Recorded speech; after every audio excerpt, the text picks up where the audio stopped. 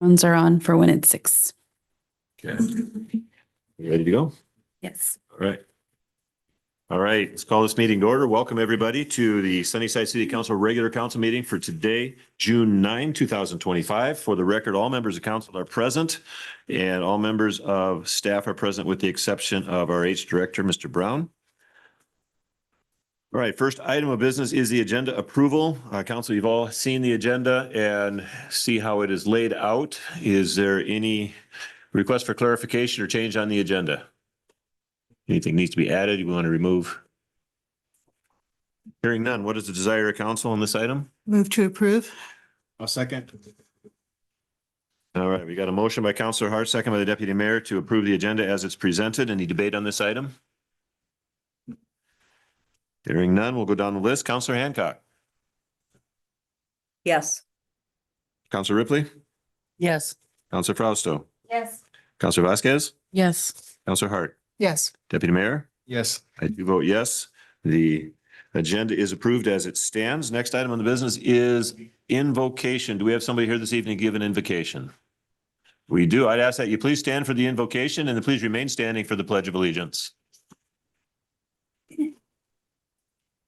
My name is Sandy Skopert, and I'd like to thank you for this opportunity again to give the invocation. Please pray with me. Gracious Heavenly God, we thank you for this beautiful hot summer day, for all of the blessings you freely give to us, and especially for the opportunity to serve our community. We ask you to be among us as we deliberate issues important to our city. Send your spirit to rest in our hearts so we may listen to understand, converse to seek fairness, and act to follow your will. You love us so much that you sacrificed your only Son that we may be your redeemed children, and as such we are brothers and sisters in your holy family. Remind us to love one another as you first loved us. Even though we may see things differently, we all want the best for our town, our community, and our neighbors. Help us to find solutions that are wise and fair and just. We ask this in the name of your Son, our Savior, Jesus Christ. Amen. Amen. I Pledge allegiance to the flag of the United States of America and to the republic for which it stands, one nation under God, indivisible, with liberty and justice for all. Thank you. You may be seated. All right, audience members, I, in a way, sort of have to apologize because the first thing we're going to do right now is go into executive session, and there's a reason for that. It's we have to meet with an attorney, and the attorney is unable to be here for the entire meeting this evening to have the executive session at the end, and it's an important item. And so we decided to split the executive session. We'll have another executive session at the end of the meeting, but we are going to go into executive session at this time. We're going to ask for 20 minutes pertaining to RCW 42.30.1101I to discuss with legal counsel representing the agency matters relating to agency enforcement actions, or to discuss with legal counsel representing the agency litigation or potential litigation to which the agency, the governing body, or a member acting in an official capacity is or is likely to become a party, when public knowledge regarding the discussion is likely to result in an adverse legal or financial consequence to the agency, and there is possible act. We'll ask you to step outside in the lobby for 20 minutes. Apologize for that. I know it's not the ideal way that we like to do it, but we're going to have to ask for that. And when was the decision made going to? We're not, Because it should be This- open to the public. executive sessions are never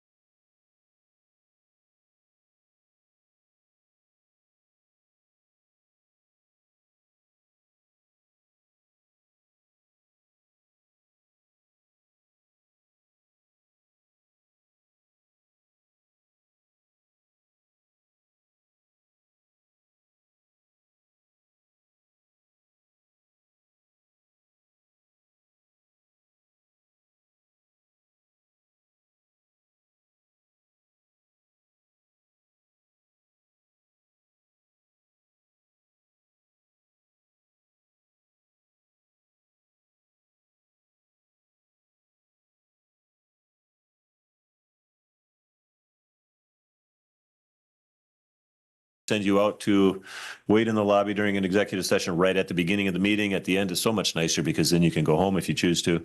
But this one was deemed unavoidable. And so thank you again for your patience on that one. All right. So we have action will be happening. And so I don't know who wants to make the motion. I will. I move to approve a resolution authorizing the city attorneys to retain an investigator to direct and prepare an investigation. I'll second. All right, we got a motion by the deputy mayor, second by Councilor Vasquez to approve a resolution authorizing city's attorneys to retain an investigator to direct and prepare an investigation. Is there debate on this item? Hearing none. Councilor Hancock, Yes. Councilor Ripley, Yes. Councilor Fausto, Yes. Councilor Vasquez, Yes. Councilor Hart, Yes. Deputy Mayor. Yes. I too vote yes. Motion passes. Thank you. All right, next item, public comments. Note, citizens are advised that they must limit their remarks to the council to 3 minutes. Council may refer items to staff to review and or research for presentation at a future meeting. I have 3 names on my list this evening, and the first is Jeff Pagel. Please approach the microphone, state your city of residence, and then you make your comments, please. Good evening. My name is Jeff Pagel. I live at 409 South 8th Street here in Sunnyside. I'm here tonight as a deeply concerned resident of Sunnyside. This past weekend, there was a shooting not in some far corner of the town, but less than 100 feet from my front door. If you walk by the asphalt today, you'll see 23 red circles, each marking a location where shell casings were recovered by law enforcement. One large caliber law enforcement, or one large round still is lodged at my front door. My neighbor has another that was in his truck. The gunfire broke the silence of our street again. We are past the breaking point. I would like to invite you, Mr. Mayor, to work with the police again and sit in the parking lot behind my house, behind Vegas Bar.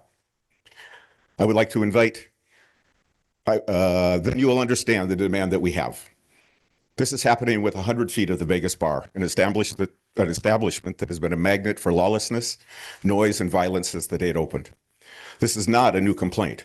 It's the latest chapter in a long, tragic story of neglect and inaction. Law enforcement has issued citations for excessive noise. Residents, including myself, have filed complaints. I've measured the sound at over 80 decibels at a distance of 100 feet. At that distance, the World Health Organization recommends wearing hearing protection, and that's in my backyard. This is not entertainment. This is harassment. At our house, we have 2 sound machines running, an air conditioner, a large air cleaner. Still, the sound is beating in your chest, make it impossible to sleep or to have a conversation. And yet I'm told our city prosecutor declined to move forward with charges because of a loophole in the way the noise ordinance was written. With all due respect, this is unacceptable. So I ask you, council, how many bullets need to fly? How many more sleepless nights do our families have to endure? How many more chances do we have to be given an establishment that contributes nothing but fear and disruption and chaos to our community? My wife and I, our neighbors, have had more than enough. The booming music from Thursday through Sunday night must stop. The open drug use in the parking lot must stop. The fighting, arguing, shattered glass, and threat of violence in our front yards must stop.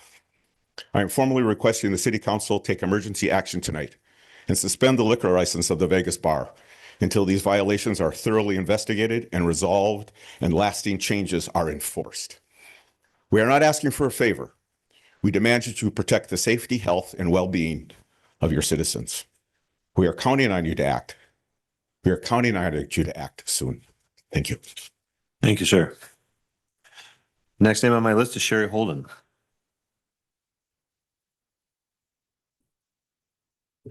Good evening. My name is Sherry Holden, 513 Cemetery Road, Sunnyside. And I am here in representing the Sunnyside Lions Club regarding our upcoming 4th of July celebration. As you know, this is a long-standing community tradition that brings families together in a safe and patriotic environment. We recently became aware of a new amendment to Chapter 5.42 of a city ordinance, which requires a standby fee of $200 per hour for 1 fire truck and 3 officers during public fireworks display. While we deeply value and support presence of the fire department for safety and peace of mind, this cost was not part of our event planning or our budget. As a nonprofit organization, every dollar we raise goes directly back into the community. And this unexpected fee places a financial strain on our ability to hold the event as planned. Historically, the fire department has graciously supported this event, and we would love to continue that tradition. We ask that the council to consider granting a waiver for this fee, especially given the short notice and our limited resources. Thank you for your time. Would you like this as a reminder, or Yeah, why don't you have Chief? please, Cameron? Thank you. Although I'm sure Counselor Hart will nudge me with an elbow if we forget about it. So. All right, and my third name on my list is Lorenzo Garza. Thank you, city members, council members, Lorenzo Garza, residents of Sunnyside. I'm here to plead with the council members to please move forward with this investigation. The sooner the better. I would hate for Sunnyside to be recognized as a city that manages through interim city managers. We ended the last membership of council members that were here was an interim city manager. It seems like we're here again. A lot of decisions are being made by this group that claims that they're representing the well-being of our citizens. But let me tell you, I don't see too many members here as compared to last week, which tells me that is this council group just vying to a certain group of members? We should all have a full city council every time we're here, good, bad, or ugly. If we truly are saying we're here to see what's best for our community. I don't know what's going on, but again, I don't want to be recognized as a city that's run by interim city managers. This is no good to hire a city interim manager for 1 month, 2 months. By that time, he's just barely learning the ropes. Let's get this done, folks, because later on, what's it going to be? Interim city council members? We seem to be having that norm. City managers, city of Sunnyside being run by interim managers. I did not write a speech. I do not have that time. What I'm saying comes directly from my heart at the spur of the moment. That's what you should be listening to. Not individuals that sit here, take a lot of time and write up a beautiful speech, not to critique the ones that were prior here. We have an issue here, like our first speaker stated, violence. By us having city interim managers, that's not going to resolve that. Let's get this resolved. Let's be transparent. With our city manager we have on leave, either we're going to think of retaining him or we not. Let's be transparent. We owe that to him and the community. You are representing a community, not just a few that come here to voice their opinions. Put out a survey, see what the community wants. Really hear from the community. Thank you, and I hope we get this done pretty quick, sooner than later. As you know, I'm not one that comes to city meetings all that often. I'm new to this podium. This is my second time in this lifetime. No, I take it back, third. But again, let's do what's right for the community, not for a few. Thank you. Thank you, sir.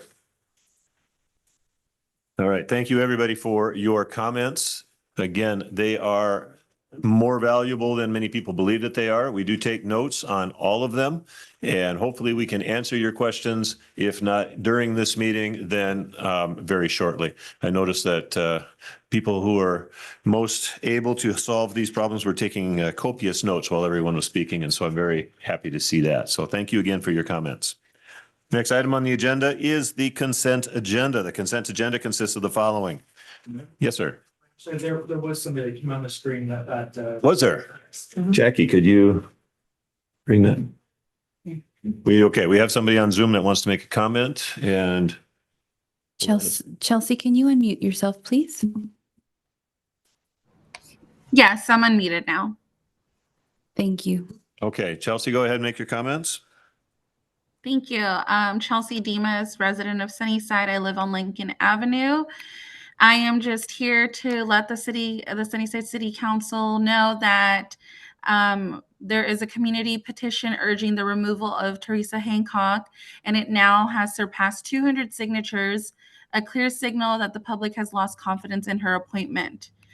This groundswell of concern stems not only from her recent behavior, which includes excessive and aggressive correspondence with city staff, but also from her long history of toxic leadership. A 2015 article from the Daily Sun, now the Sunnyside Sun, has recently resurfaced detailing similar troubling conduct from her time as the owner of Funny Farm, where she faced accusations of creating a hostile and unsafe environment.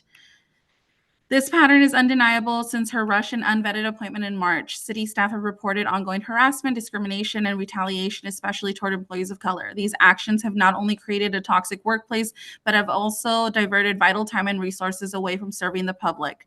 Our city deserves better. We urge you to listen to your constituents, respect the voices of over 200 residents, and immediately recall the appointment of Hancock before more harm is done to our city workers, operations, and community trust. I also want to add that I will be forwarding this link and sending it to all city council members, including Hancock, so you have it on notice. Thank you. All right, thank you. Is there anyone else on the Zoom meeting that wants? No. Okay. All right, then that concludes the comments for this evening. Thank you again, everyone, for your comments. Item 7, consent agenda. The consent agenda consists of the following: payroll vouchers, approved payroll check register transaction numbers 5278 through 5313, and wire transfers as listed for $711,127.54 for the period ending 6/4/2025. Claim vouchers, approved check register transaction numbers 5417 to 5679, and wire transfers as listed for $316,474.57 for the period of May 17th to June 4th, 2025. Approved check register transaction numbers 4217 through 5068, and wire transfers as listed for $1,224,231 for the period of April 10th to May 16th, 2025. And approved check registered transaction numbers 2808 to 3826, and wire transfers as listed for $1,177,573.45 for the period of March 19 to April 9th, 2025. And a note on the agenda: any questions regarding items 1 and 2 have been answered in emails to the entire council dated May 29, June 2nd, and June 3rd, 2025. Okay, if council recalls, we had some questions on a number of these transactions, and our Finance Administrative Service Director sent out answers to all of those questions to all of us on council, sent all the information out, didn't receive any follow-up questions, so I okayed her to go ahead and put this on tonight's agenda, hoping to get this approved. Council needs to approve these transactions in order to move forward, and the longer we wait to do that, the more of a burden it's going to be for all of us. So are there any items that council members would like to remove from the consent agenda? Yes, Councilor Ripley. 3727, Okay. 5290, 5346, 5658, 5092, 15 what? 5092, 5092. 5112, and 5130. Okay. Councilor Hart. Can I ask if that is, Councilor, the question right now is if we're asked if they need to remove something from okay. the agenda. We can so- discuss that in just a moment. Okay, fine. I just, Deputy Mayor. 5673. Okay. And 5128. 5128. Yeah. Okay. Others. All right, Councilor Ripley, you have a long list and we're going to let you get started. Yeah, I'm still wondering about 3727, and it was the utility Benton REA. I didn't see on the emails from Kelly about this, $1,413.36 for Sunnyview restrooms. Okay. So I believe that question was answered in an email from, let's see, it was the very earliest email that we had, May 29th. There was a copy of the invoice for that particular item that was included as an attachment in that email. No. It wasn't actually the restrooms, it was actually for the light pole. Okay, that's what I need to know. Okay. Okay, and 5290? That was a, let's see. It was made out on 523. It's blank. And 5346 is blank.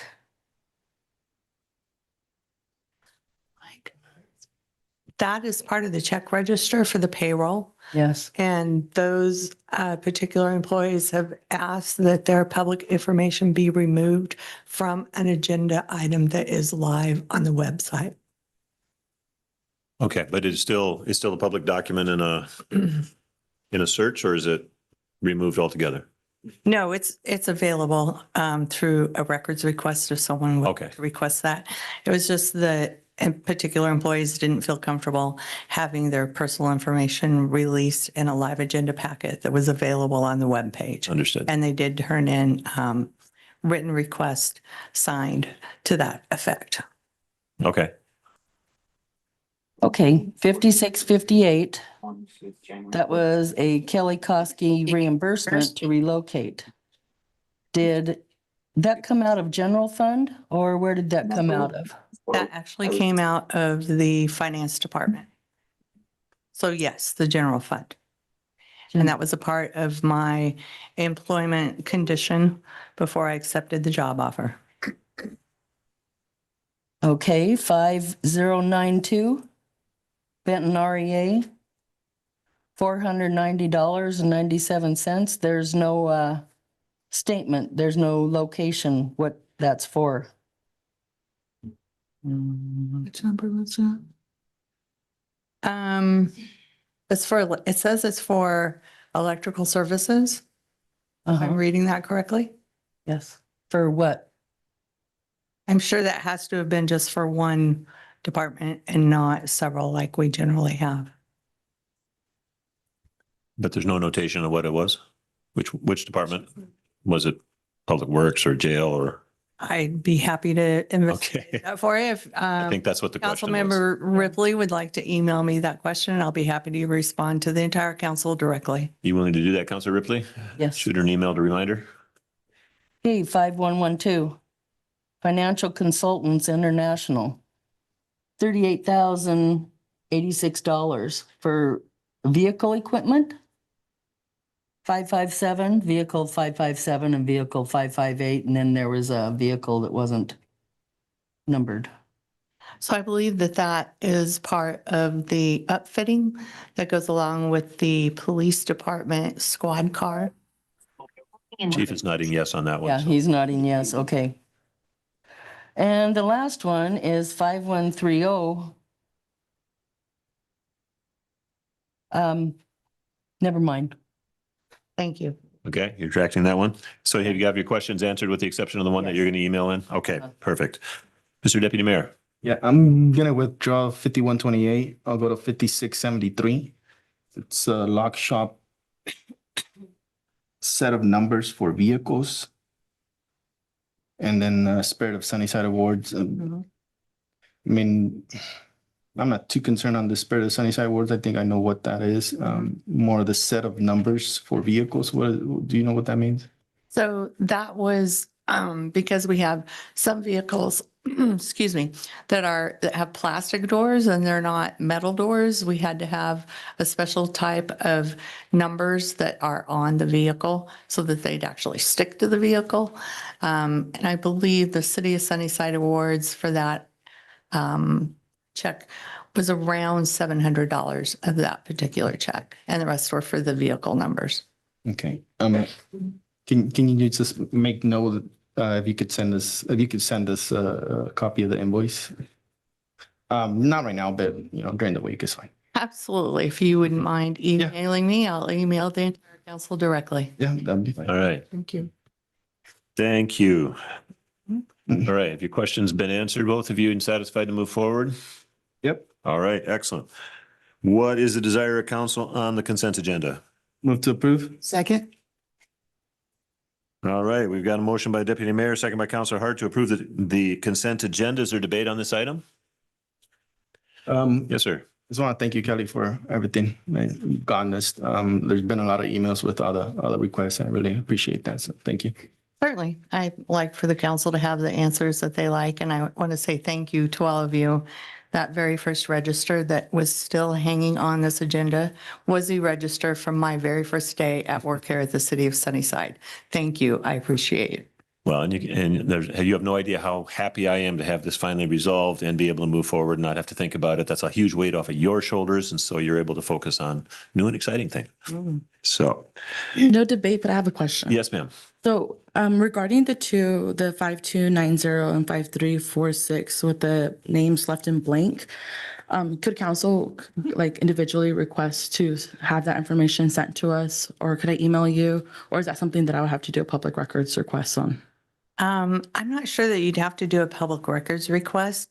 I haven't dealt with a situation like that before, and I'd probably like to confer with our new legal counsel just to see what the process should be in order to release that information, if you don't mind. Okay, so if you could just email me and we'll stay in touch with that. Okay. Thank you. Yeah. It's not something that's happened on my tenure as council either. So I'm curious to find the answer to that, how that has to go about. I can't imagine that council, since we have to approve the budget, we should be able to go in and see what salaries are. Correct. Okay. So, Thank you. Right.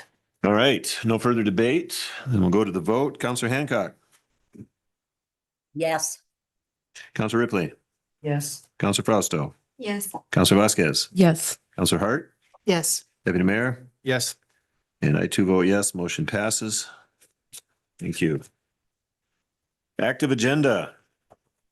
First item is citywide pedestrian improvements. Approve a resolution authorizing the city manager to increase city funds for the project by $14,241 to a total of $91,383.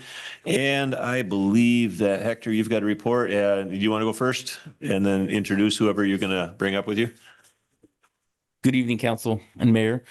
Yes, so citywide pedestrian improvements is obviously the ADA ramps that we have obviously obligated to move forward with from the project. I have Terry Alapici here with HLA that could explain more. Obviously, this project was prior to me starting my new position, and I introduced Terry Alapici. Mr. LaPetrie, thank you for being here this evening, sir. Thank you. Before I get started, I just want to let the council know I do have a speech impediment. I will try my best and we'll get through this. Thank you. As you may recall, we had phase one of this project last year, and it included 44 ADA ramps and lasted quite a long time, including after school started. This year, it's a lot smaller project. It's only 24 ramps.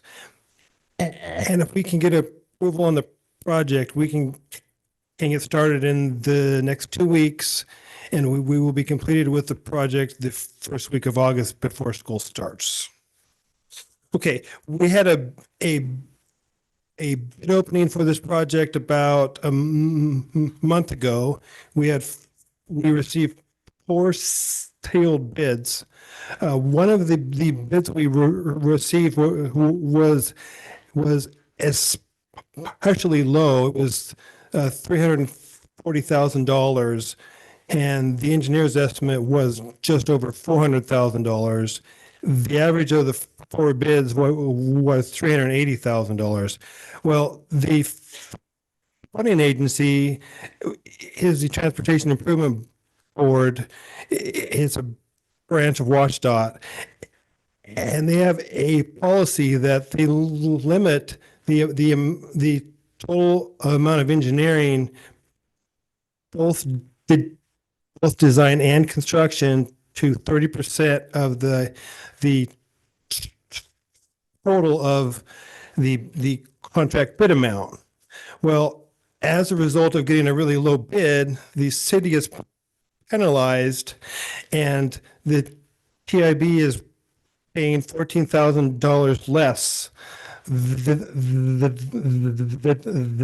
they would have if the bids had been at the average of the other bidders. It's a really screwed up deal, but that's their policy, and they won't change it. And as a result, we're $14,000 short of having a complete project. So we're asking that the city increase their budget, their total budget for the entire project from 77,000 up to 91,000 and change, 91,393 to be exact. So, on a related subject, regarding available funding, last week we found out that the city is receiving $211,000 of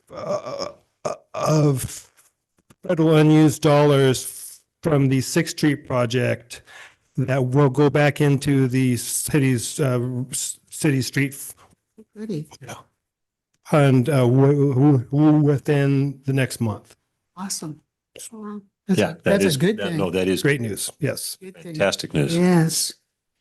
I'm happy to answer any questions about the project or the funding shortfall. Council questions? Ms. Ripley? Are these regulated by law? I know last year we had to update the sidewalks for the ADA. Yes. Regulated, so it's by law we need to do it. Yes, it is actually. And the city is only was originally paying 10% of this project, with the state paying 90%. With this change, the city's now paying 14%, and the state's paying 86%. It's a great leverage of city dollars. Okay, thanks. Yep. Other questions? Mr. Deputy Mayor? I think this is the same company I did it last time, if I remember correctly. Yes, we've been your engineer for quite a long time. And you answered one of my questions about the start day, and I'm glad that it's going to start right after school is out and before it goes back in. And thank you for that bit of information on the, over $200,000 that the city's going to be receiving back to this street city fund, which I imagine that's where this extra 14,000 is coming out of. It would, yes. All right. That's all I got. Thank you. Thank you. Other questions? All right. Well, thank you for that. And thank you for the good news. I heard it this morning and I smiled all the way to work. So that was nice. So, all right. So we have a resolution before us. What is the desire of council on this item? Move to approve. Second. Okay. Well, I've got two movers. I'm going to let Councilor Vasquez have this one. And Julia Hart has seconded. So we've got Councilor Vasquez made the motion, second by Councilor Hart, to approve a resolution authorizing the city manager to increase city funds for the project by $14,000 to $91,383. Is there debate on this item? Hearing none. We'll go to the vote. Councilor Hancock. Yes. Councilor Ripley. Yes. Councilor Frausto. Yes. Councilor Vasquez. Yes. Councilor Hart. Yes. Deputy Mayor. Yes. I too vote yes. Motion passes. Looking forward to seeing that project get started. So thanks, guys. All right. I received a proposal for a proclamation from a community member some time ago. It was written out in kind of a long explanation, and I did a whole bunch of work on it. And I think Jackie went and tweaked it just a little bit more to try to fit the format of a proclamation. Council members, you've seen the proclamation, resolution proclaiming June as Family Month in Sunnyside, Washington. Is there comments or questions on this item? I like it. Okay. I like it too. All right. So Yeah, I'm this all for it comes too, as a resolution. What is the desire of council on this item? Move to approve. A second. All right, got a motion by Councilor Ripley, second by Deputy Mayor to approve a resolution proclaiming June as Family Month in Sunnyside, Washington. Is there debate on this item? Hearing none. Do the vote. Counselor Hancock, Yes. Counselor Ripley, Yes. Counselor Fausto, Yes. Counselor Vasquez, Yes. Counselor Hart, Yes. Deputy Mayor. Yes. I too vote yes. Motion passes. This time I'm going to read the proclamation into the record.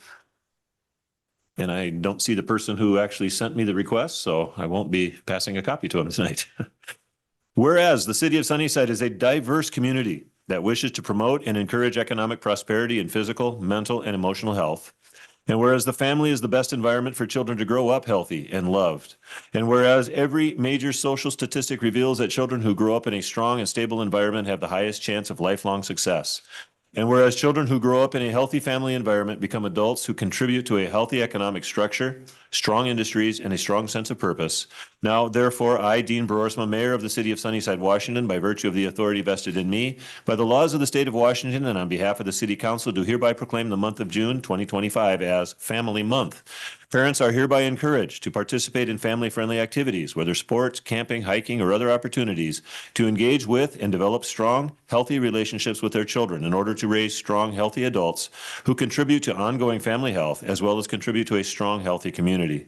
In testimony whereof I have hereunto set my hand and caused the seal of the City of Sunnyside to be affixed, done at the City of Sunnyside on this 9th day of June in the year 2025.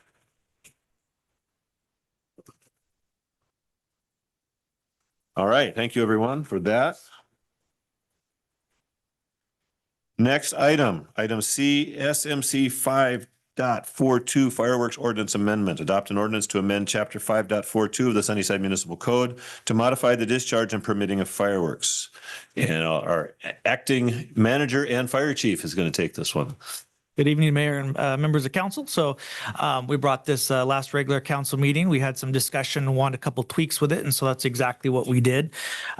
So the ordinance modifications that we did change to become current with what you guys were addressing and was in regards to the permit fees. So there were a discussion at the Public Safety Subcommittee about changing those fees, which we did. However, one amendment that I did make will carry over into item D of tonight's meeting is actually relocating the permit fees. So one trend that we've kind of been trying to do as a whole is remove fees from the actual ordinance or the codes themselves, because any times that they're amended, then we have to go back and re-amend the whole code versus just the schedule of fees and charges. So that's what we did here. So the verbiage in the section pertaining to permits was changed from having a set dollar amount to verbiage to the effect of, for such permit shall be determined by the current adopted City of Sunnyside schedule of fees and charges. So aside from that amendment, the ordinance change is the same as you're able to review last meeting. So I can answer any questions on that. And then once we get to item D, I can go into the fee side of things in a little more detail. All right, council, question for the chief. Deputy Mayor. So with this, if we vote on this today, it's going to take effect till next year, correct? Is that the case also with the cost recovery fees? So no, sir. And that's one thing I would double check with our attorney, but looking into the RCWs, the requirement for the 1 year pause or whatever you'd like to call it, is strictly to the allowance of fireworks or the use of fireworks. It does not pertain to any sort of fees associated with it. That's correct. I can double check that as well. Yeah, I was not able to find anything that had anything to do with fees. It was strictly about the allowance of when you can or cannot discharge fireworks. That requires that 1 year waiting period. Gotcha. Makes sense. And Mr. Mayor, Go ahead. and this is what this particular amendment refers to. That is correct, ma'am. Right, Yes, so that is this amendment in particular is condensing the number of days that it is legal to discharge permitted fireworks. Right, but this only takes effect next July, not this July. That is correct, ma'am. So as pertains to state law, RCW says we can't. As pertains to state law. Correct. And the RCWs were in the packet. I did attach those. Yes. As we want. Thank you for that. Absolutely. Yeah. So just to clarify and put it on the record, this year we will continue correct me, Julia, the 5 day I believe. I say Julia because we were That is- arguing the other day. How did we get through this? Yeah. That is correct, ma'am. So any changes that are voted on tonight do not go into effect until 1 year from today. Yeah. So going into this year's 4th of July, it would be open for the time that was allowed last year. I will say, just for the record, we are entering a very extreme fire danger weather pattern coming in. I would just urge the community, if they choose to discharge fireworks, to use extreme caution. And it is, and I might add too, it is somewhere, and I can't even remember what page it's on, but I did see it and was reminded again that the mayor, in conferring with the fire chief, can declare a drought emergency and that fireworks can be prohibited across the board because of that. So That's what I was wondering.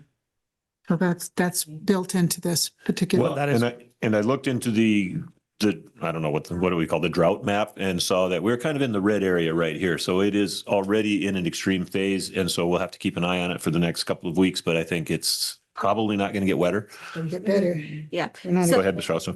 If we went that way, or that route, would the fireworks be prohibited altogether, or would it be? Yes, I think if the chief calls me and says we need to not have fireworks, we need to not allow it, we need to stop this altogether, then I would probably concur with him, and then it would be stopped. And again, as far as when or what days, that would be the decision of at the time. So it's not necessarily an all or nothing decree. Mm-hmm. Go ahead, Ms. Hart. Just on that same note, then, would that also impact public displays of fireworks or just private displays of fireworks? As I believe it is read, ma'am, that would include both potentially. Both But understand too that public displays of fireworks, there is, they're done by professionals. They're inspected by certified inspectors. There's a extra safety layer that goes along with public displays compared to private, where there's Right. In your front yard kind of stuff? And there's a fire truck on site. Yes. Yeah. So if that answers your question. That was the question I was looking for an answer for. Thank you. All right, Councilor Hancock, we don't want to leave you out. Do you have any questions? No, I don't have any questions. Thank you, Chief, for doing this. I think the community really, had a rough time. I know it went on for much more than 5 days, and it went on for a couple of weeks. So I really appreciate you getting this done. Absolutely. All right, if there's no other discussion on this one, what is the desire of council on this item? I'll move to approve. I'll second. All right, motion by Councilor Hart, second by Councilor Frausto to adopt an ordinance to amend chapter 5.42 of the Sunnyside Municipal Code to modify the discharge and permitting of fireworks. Is there debate on this item? Hearing none. Councilor Hancock. Yes. Councilor Ripley. Yes. Councilor Frausto. Yes. Councilor Vasquez. Yes. Councilor Hart. Yes. Deputy Mayor. Yes. And I too vote yes. Motion passes. I know last year sounded like a bit of a war zone. I got an awful lot of feedback that wasn't happy about how we had moved forward. I know we're going to have to perhaps endure some of the noise this year unless it gets really dry and we decide to make a decision on that. But moving forward to change that, I think there's going to be a lot of people who are relieved. So I think this was a good move. Item D, schedule of fees and charges amendment, permit fees for public and private display of fireworks. Approve a resolution amending and approving the revised schedule of fees and charges for permits for public and private displays of fireworks. Chief. Hello again. So again, continuation from our previous item there. Again, we moved the item that was discussed where the permit fees, those have been now moved to the schedule of fees and charges, which makes the amendment process later on much smoother. So really not a whole lot to add to that. There was a request last meeting to incorporate some kind of financial component. So if you review the cover sheet, we took the number of permits, both public and private, sold last year, and then put a comparison on what the new fee schedule would look like to provide some sort of idea of where we might be with that. Okay, council questions for the chief. Councilor Hart. Yeah, one of the questions was last year, the fee for private displays in the homes, was that $25 or And have we raised it? You know, ma'am, I do not know the answer to that question. Oh, it was 20. It was 20. I'm sorry, you said for private. I apologize. Yes, it was 20. Private. I'm thinking public. My apologies. Yes, it was 20. That is And correct. are we suggesting that we move it to 50? That was the consensus of the Public Safety Subcommittee that we move it to 50. Okay, so that's what would be voting on tonight. Correct. Correct. Okay. Can I? Go ahead. I just have one more question. This Follow-up question. is follow-up question in regards to the public displays. And as a citizen stood up earlier tonight to talk about that, the waiver for public displays, and I believe the Sunnyside Lions display on July 4th, we've always had the fire trucks there. You guys have always been there. And I think in the last 35 years, we've only had one fire. Thank God. And it was just some trees and they didn't want them anyway, so it all worked out. But the charge, the $200, and as I understood, it was $200 an hour for the truck to be on standby with three crew members. Is that not correct? That is correct. Okay, so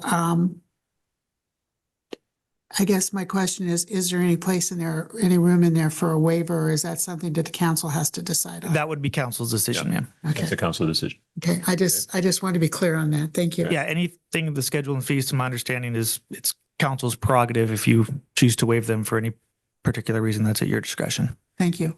Deputy Mayor. Yeah, so I noticed that there's a few items that are highlighted yellow but not necessarily changed. Is that highlight maybe just an accident? Yes, so that one did not have full rights to that document. So anything that had already been changed previously or highlighted, I was not able to omit. So Gotcha. yeah, that is behind that. Thank you. Further questions? Yes. How do I say this? I vote to waive the fee for the fireworks? Well, I think what we have before us is a resolution before us to approve the fees, and then we can talk about what we want to do with the fees afterwards. How to do that. And that is a council vote and a council decision, but let's approve the resolution that's before us or not. And then we'll go ahead and talk about what we want to do for the Lions Club for this year. Hey, I approve the resolution. Okay, well, so Everybody done? Anyway, if there's no more discussion, what is the desire of council on this item? Move to approve. I'll second it. we go. All right, so I got a motion. Did I get a second? Yes, Oh, I'm sorry. Okay. All right, so I got a motion by Councilor Vasquez, second by Councilor Ripley to approve the resolution amending and approving the revised schedule of fees and charges for permits for public and private displays of fireworks. Is there debate on this item? Hearing none. Do the vote. Councilor Hancock. Yes. Councilor Ripley. Yes. Councilor Fausto. Councilor Vasquez. Yes. Hart. Yes. Deputy Mayor. Yes. I too vote yes. Motion passes. All right, so before we move on to public records requests, we can, May I make a suggestion, Mayor, on yes, you may. Sorry. I just want to bring this up. We did have an event through the high school that was done this last weekend. Obviously, this had not been ratified, so there was no fee associated with the high school. I realize this is a pretty substantial fee jump going from 0 to 200 an hour. So obviously, it's at council's discretion, but if I might just weigh in on this, I would maybe want to see this go into effect at a later date and time, with the idea that we have, for example, the Lions Club who did not budget this item. So I would maybe suggest this is something we put into effect maybe closer to the end of the year or the beginning of the year. That's just my opinion, just because we've already had one event that did not have to pay it. We last year only sold 3 permits for public displays. Not to say that we wouldn't get more, but again, that's just my 2 cents, and I'll leave it at that. Okay. I like that idea. So let's open this up for discussion. We don't have a resolution on our agenda at this point, and we can talk about this again during items from council members if we wish to do it then. That's probably the best time to do that. I know everybody wants to, and I have this right in front of me so that I don't forget. And Ms. Hart is, as a proud member of the Lions Club, will faithfully remind me of my obligation on this one. So let's bring that up during items from council members. And during that section of the agenda, we can make motions and vote on things. It has been done before. We have precedent, so we'll bring it up again there. All right, item E, Public Records Request Policy Update. Approve resolution adopting an updated public records request policy pursuant to the Public Records Act, RCW 42.56. And I believe this is your item, Madam City Clerk. This item just updates our records request policy. The last one was updated in 2017. Throughout the years, we explored the idea of moving to a records portal.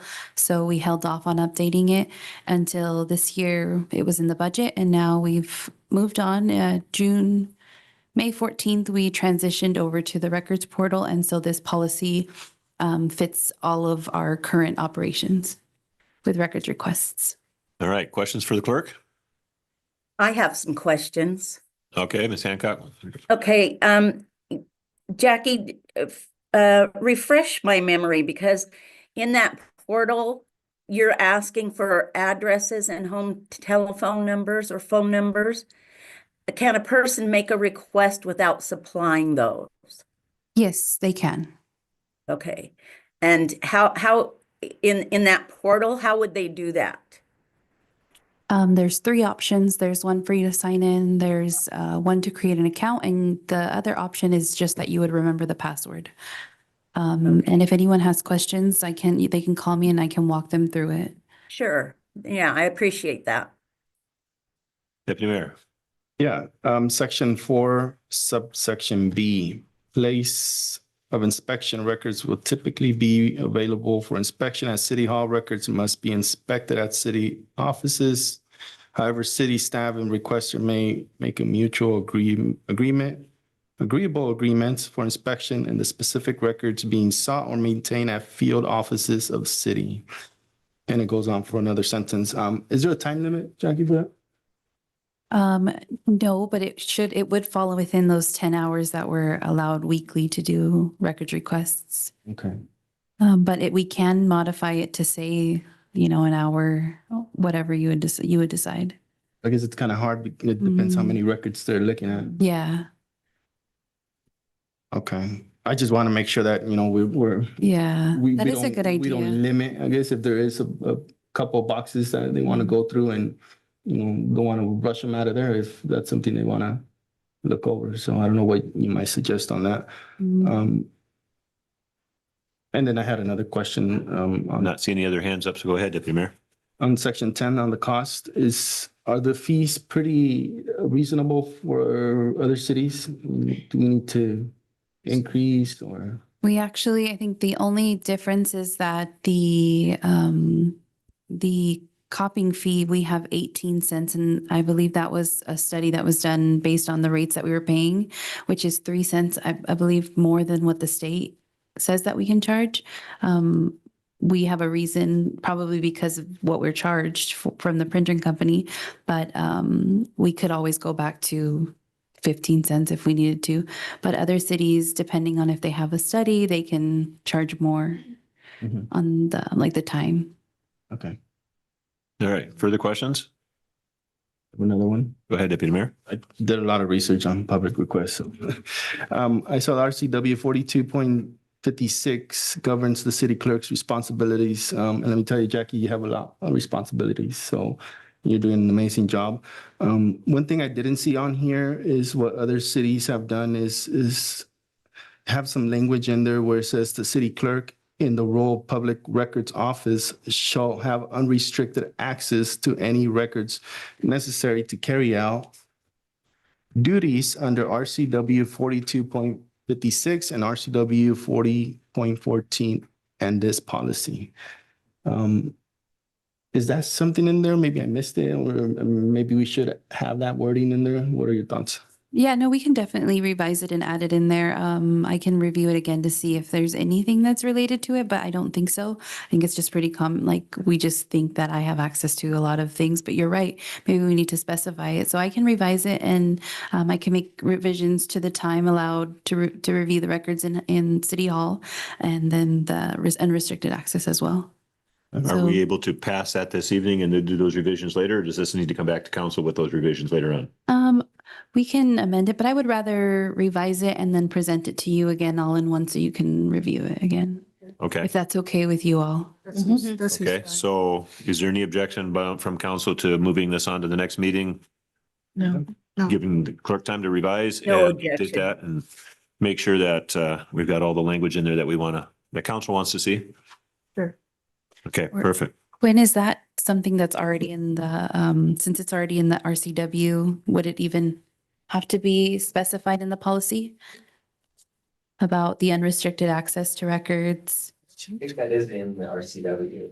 Darn it. I have to check. The city clerk RCW will be. Say, what did you, 42? 42.56 and 40.14. 40.42. Well, we'll just, That would not be in either of those statutes. So Okay. that'd be something that. I think it actually is a pretty good point because if they get, city clerk gets pushed back. Yeah. Someone else. Yep. they can say, well, here's the policy. Well, here's the policy. Correct, and she's got the authority in the policy manual. I think that's a good plan, I think. yeah, I'll make the revisions and I'll bring it back for the next meeting. All right, so this item is moved back to our next regular meeting. And we will revisit. Thank you, council, for that and your studiousness on that particular issue. All right, item F, flock camera trailer. Approve a resolution authorizing a one-year lease agreement for a flock camera security trailer and approving the expenditure of opioid settlement funds. Chief. Mayor and council, how are we doing tonight? Good. All right. So what I'm looking for here is the authorization to lease a trailer from Flock for 1 year. This is going to be similar to the trailers like in the Walmart parking lot, the ones we used at Cinco de Mayo. This will be mobile. It'll be for access by the police department.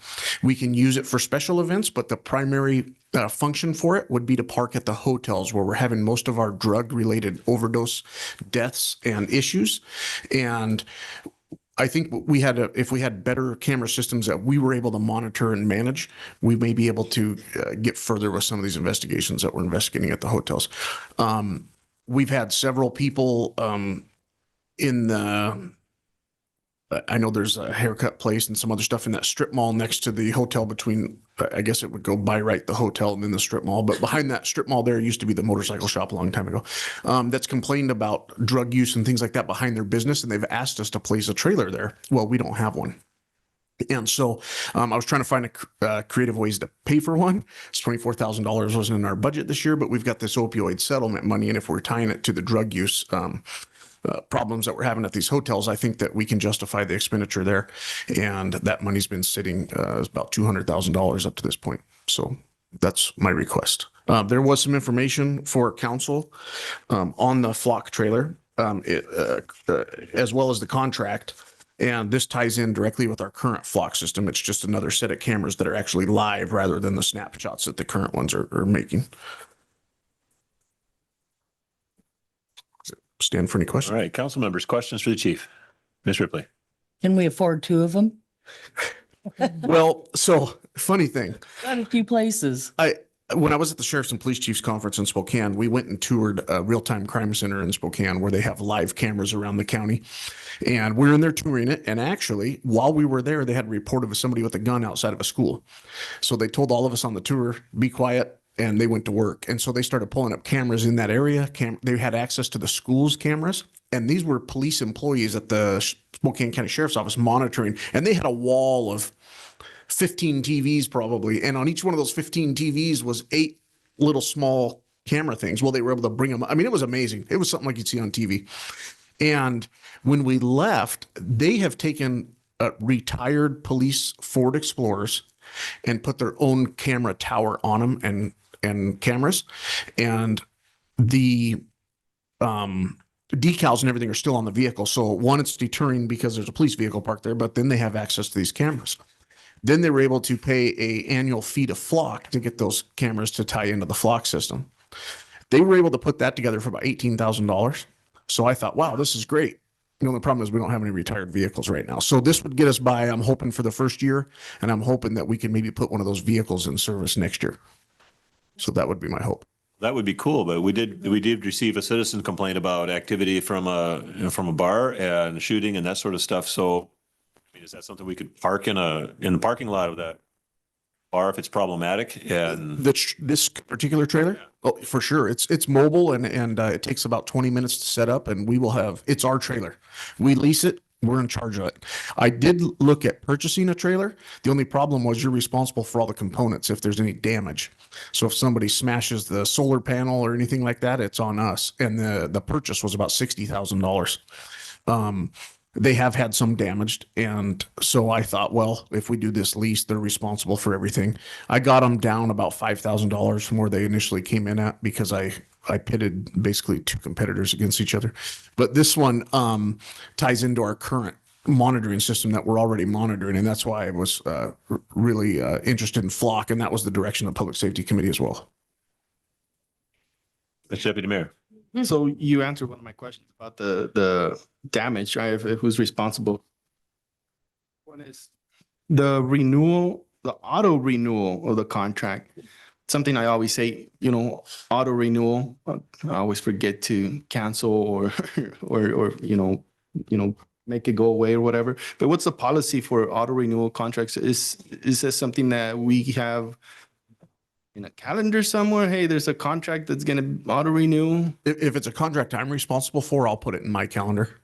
And then I'll probably set it for 45 days prior to the expiration of the contract and then let them know. Actually, I'll come back to you folks if we decide to renew it or if we've got an retired vehicle that we can put into service the other way or something like that. That we'll make that decision at that time. Gotcha. But that's incumbent I upon. have a question. Okay. Ms. Vasquez. Sorry. Yeah, you also answered one of my questions about bringing that amount down, because I remember in the last meeting, you were also trying to communicate that with them. So thank you for that.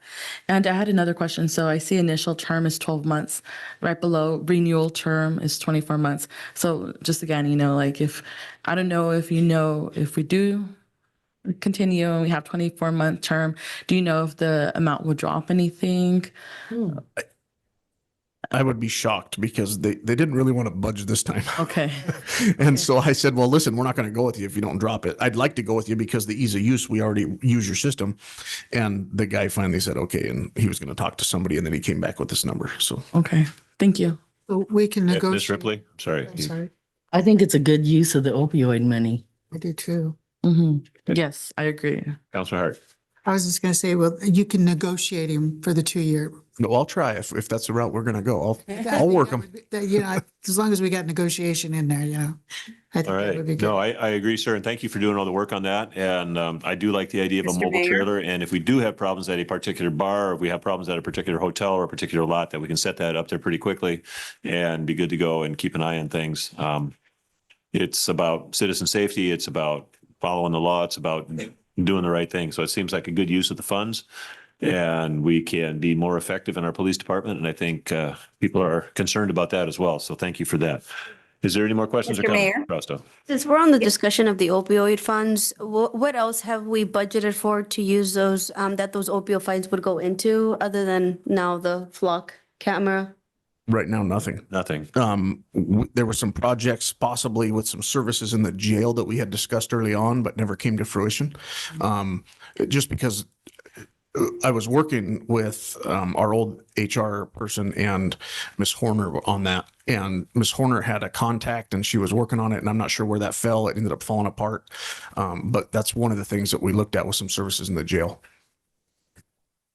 I think I saw Mr. there's a Mayor. contract with Radio Cadena for 5,000 that That's something Mr. Gonzalez was putting together. yeah. That's it. But that never, I know there was conversations about that, but what was the last of that? I know we were, I think I had a conversation with you, Deputy Mayor, about potential broadcasting. Yeah, I believe he did give him a $5,000 contract, if I'm not mistaken. Jackie's concurring. Yeah. Okay, So we and should be seeing some. what's the timeline then? When will these expire? The funds or the radio? The funds. Cadena? Funds, do they expire? They're going to continue to come in through the end of this year, I believe. And I think we're right in the neighborhood of $230,000 total. That's- Yep. yeah. We've received Mr. just Mayor? under 200 or right around 200. I'm not sure if Kelly knows, but those funds go directly to the finance department. I doubt that's something she's checking on regularly, but Thank you. Mr. Is not a Mayor? number that I know right off. Mr. Mayor? Ms. Hancock. Yes. Chief, I really appreciate this, and I think it's a wonderful idea. It's a definite force multiplier. And I just want to know for the record that we've got these public records with these flock cameras going the right direction, correct? That's a whole nother can of worms, but yeah, I'm working on it. So currently, Flock owns the cameras, we own the data. So if somebody makes a public records request, we have to provide it. So a couple of concerns there is realistically, somebody could use Flock cameras to surveil an estranged spouse or something to that effect. So we did have one public records request with this. I know SELA has gotten one. So I contacted Flock and I said, listen, we're going to have to come up with something. So I ended up on a meet while I was in Spokane at the Sheriff's Police Chiefs Conference. I had to step out and I got on a Zoom call with their lead legal.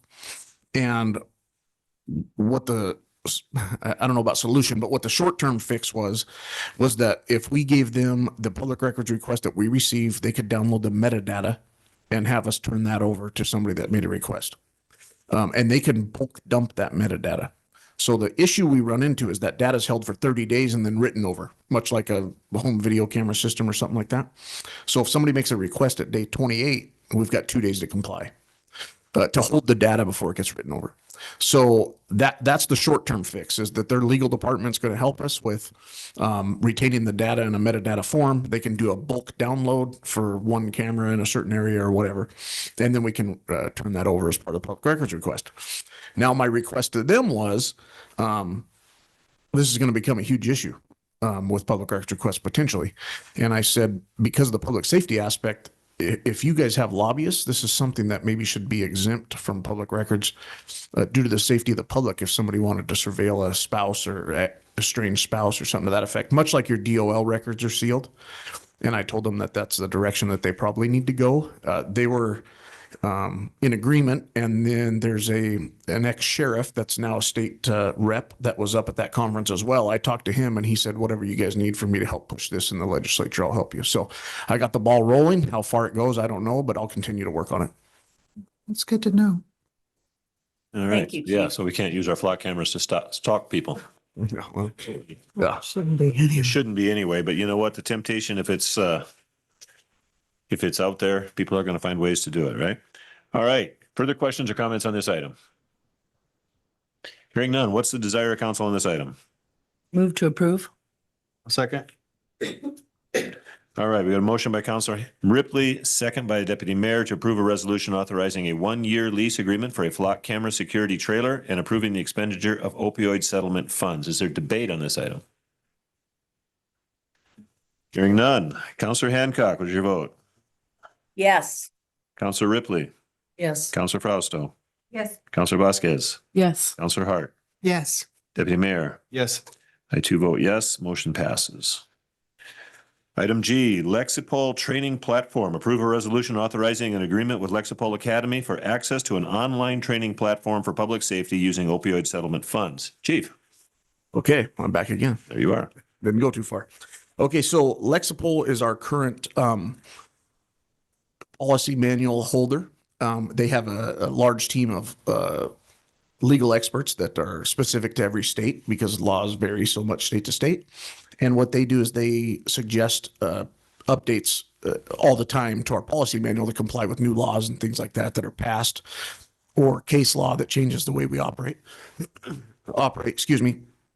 And Lexipol has also purchased Police One, which is a online platform with a lot of information. It's like it would be like logging into MSN.com. It's news information with law enforcement news. And one of the things that they have is a training module. So you saw in your packet included was this online course catalog. And so this talks about all the different courses that you can have. And what you can do is these are courses that officers can take on their computer while they're at work. We're not having to pay per diem, hotel, travel, all of that kind of stuff to send them out. And there's, I don't even know how many topics. It's well over 100, but there's a couple of opioid related topics, which led me to think, well, maybe we can use opioid settlement money. Now, this is through the end of the year and it's $3,600. for our entire department to have access to this. There's specialized training that detectives go to that may be in the Midwest, and it's about $3,600 to send them there for a week by the time you get airfare, hotel, and training and everything else. So I think this is a great bang for the buck. This includes dispatchers, corrections officers, patrol officers, everyone within the department. And we can go through those classes and we can tailor them depending on their assignment. So we might have different stuff for the detectives, different stuff for the SRO, different stuff for folks working in the jail versus dispatch. So, like I said, there are some specific opioid trainings that we would assign out, and that's why I'm looking at the opioid settlement funds. It's $3,600, I think, and some change, but. Any questions for the chief? Deputy Mayor. I like this because it saves us money, right, in the long run. And also just to keep in mind, it does have an automatic renewal, so put that on your calendar. Will do. Ms. Vasquez. And this will be available to everyone, like all the officers, correct? And they'll have access to log in. Correct. So right now, our current login for our policy manual that they use to log into the policy manual, we'll get them into this. And what we'll do is we will, they won't have access just to get on there and take anything they want. There'll be specific trainings based on their job that we would assign them. So we would go through and say, all right, you need to take a interviewing children class because you're in detectives, or processing a crime scene class because you do crime scene. You need to take a domestic class because you work patrol, or searching a jail cell because you work in the jail, something like that. And I did see number 1H, it's opioid crisis, protecting our first responder. So I assume this will be mandatory for everyone to take, correct? Yes, the opioid, because we're paying for it out of that fund, I think to justify it, everybody will get the opioid. Okay. And everybody here is potentially going to be exposed to opioids, whether they're on the street or in the jail. We find a lot of pills and things like that when people are being booked into jail. So Perfect. Thank you. Yep. Further questions? Hearing none, what is the desire of council on this item? Move to approve. Second. Motion by Deputy Mayor, second by Councilor Hart to approve the resolution authorizing an agreement with Lexipol Academy for access to an online training platform for public safety using opioid settlement funds. Debate on this item? Hearing none. Councilor Hancock. Yes. Councilor Ripley. Yes. Councilor Frausto. Councilor Vasquez. Yes. Councilor Hart. Yes. Deputy Mayor. Yes. I too vote yes. Motion passes. Thank you. All right. All right, next item on our agenda is another executive session. And again, audience, thank you for your patience on these. This executive session, we're asking for 20 minutes pursuant to RCW 42.30.1101G to evaluate the qualifications of an applicant for public employment or to review the performance of a public employee, however, subject to RCW 42.30.1404, discussion by a governing body of salaries, wages, or other conditions of employment to be generally applied within the agency shall occur in a meeting open to the public. And when a governing body elects to take final action, hiring, setting the salary of an individual employee or class of employees, or discharging or disciplining an employee, that action shall be taken in a meeting open to the public. Then there's possible action. And then also RCW 42.30.1101C to consider the minimum price at which real estate will be offered for sale or lease when public knowledge regarding such consideration would cause a likelihood of decreased price. However, final action, selling or leasing public property, shall be taken in a meeting open to the public. Possible action. So again, 20 minutes for that. And thank you, everyone, for your patience. And yes, if you're not part of the meeting, you may exit. Okay, I'm gonna put everybody in the waiting room.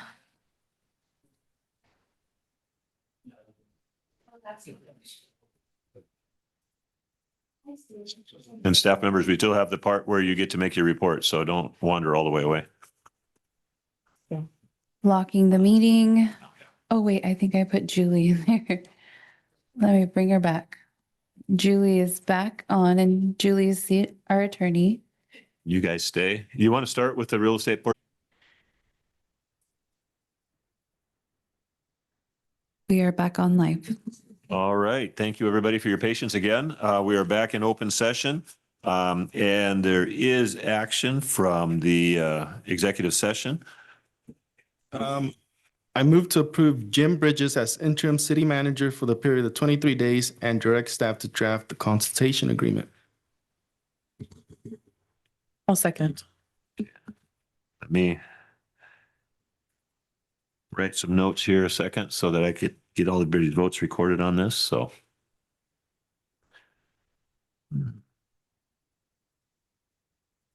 Yeah.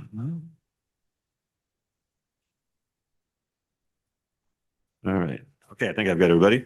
All right, so we got a motion to bring in, I'm sorry, motion made by Deputy Mayor, second by Councilor Vasquez to contact Jim Bridges and bring him in as interim city manager for the period of 23 days remaining in the open time for city manager, and to have council draft the consultation agreement with him on that. Is there debate on this item? Ms. Frausto. Looking at this candidate's background and resume, I really don't feel like this is the most neutral option for us during this time, especially because there's a lot of uncertainty from community. I feel like we should go with an option that has the less detachment to anybody here at City Hall to be able to perform at its best with no biases. Thank you. Further debate? I would like to echo my fellow councilwoman's reservations regarding the candidate. Thank you. Further debate? All right, go down the list for the vote. Councilor Hancock. Yes. Councilor Ripley. Yes. Councilor Hart. No. Councilor Vasquez. Yes. Councilor Frausto. No. Deputy Mayor. Yes. And I too vote no. In the opinion of the chair, the yeas have it. And so we will direct staff to construct that contract, and we will move forward on this. Thank you, everyone.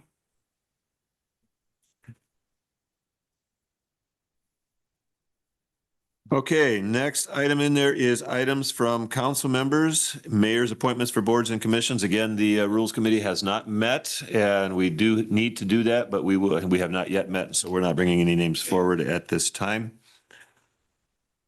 Other reports, announcements, and or questions by council. Councilor Hancock. I have nothing. All right. Councilor Vasquez. No, nothing to report as of right now. Okay. Councilor Ripley. I have something that I want to put on the next agenda. Okay. I want to lower the city manager's spending and look at the contract that is on. Okay. Make a note of that. Very well. I have. Go ahead, Ms. Vasquez. So just a suggestion. So going back to what Fire Chief had mentioned in regards of the $200 fee, I agree. I think we should maybe implement it till the fourth quarter of this year. So starting October. That way it's fair for all of the summer events happening around. Okay. Yeah, that can come up. This is a great time for this to come up. What is the feeling of council on this item? On this question, yeah. I agree. I mean, it's last minute. They didn't get for it, so let's give them some grace period.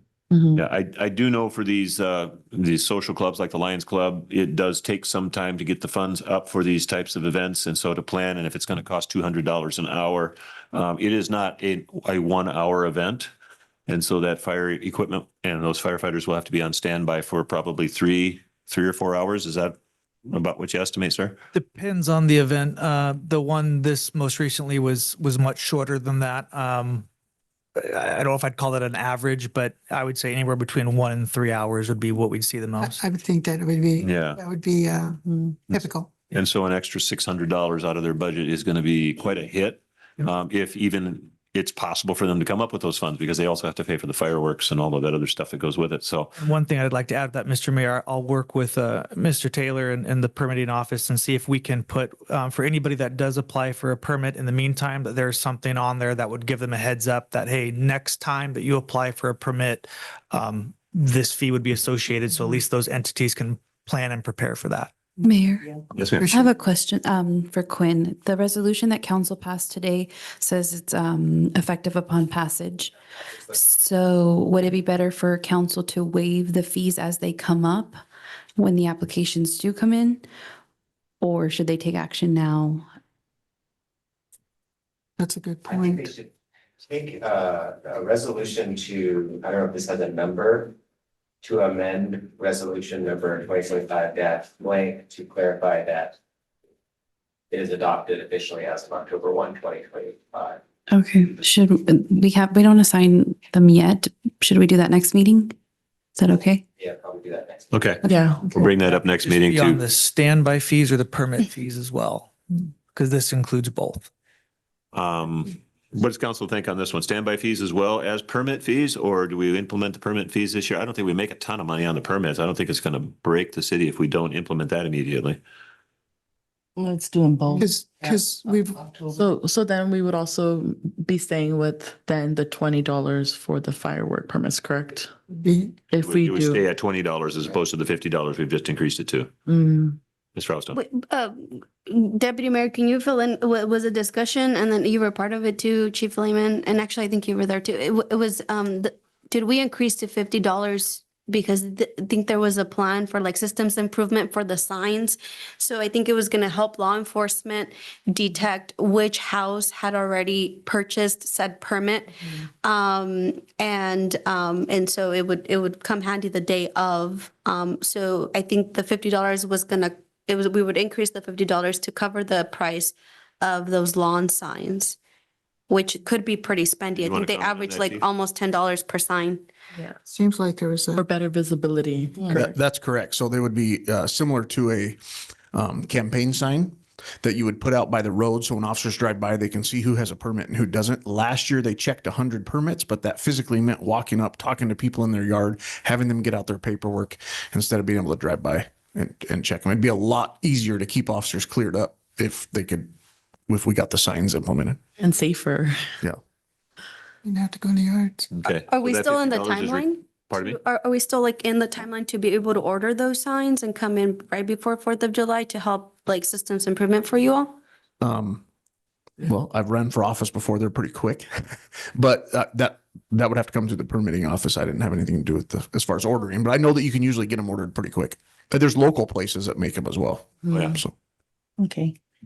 So that's Yeah. why it was raised. No, I know a guy. I could probably get it done by the end of the week. So it's not. So then, I mean, I would say just a standby fee Yeah. for. So we'll delay the standby fee Delay. until October and the permit, Fee. pass the permit fee. Yeah. Okay. Then let's bring that up in the next meeting to make that modification. We'll do that in our next meeting, which is 2 weeks from today.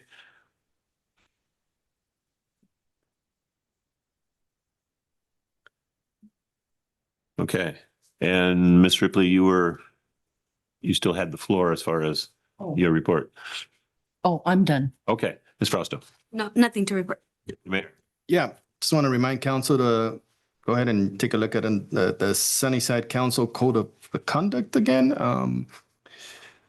We really need to keep an eye on that. There's a few sections in there that I believe there's been some violations, but we discussed that further in another meeting. And then also would like to remind everyone that school is still on. I believe tomorrow is the last day, Chief.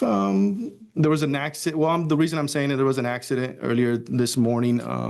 A kid got hit by a vehicle, and their parents reached out to me to kind of remind everybody, hey, slow down, look for kids, and be a little bit more careful in the community, especially in the school zone. So keep in mind, school is still going on.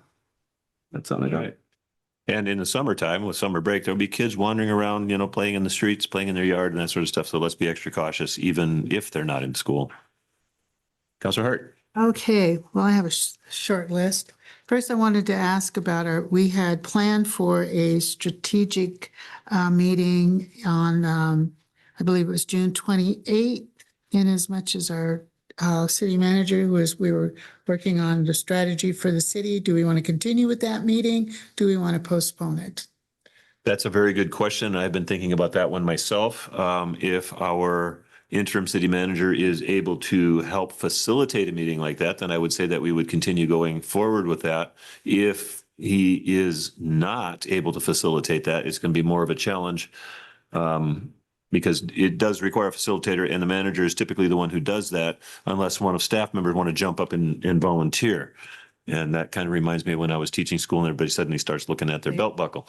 So hands, say no, thank you. So we can have a conversation with the interim manager when we speak with him and ask him if he feels comfortable leading a workshop on that Saturday, and we can cancel that if that becomes necessary.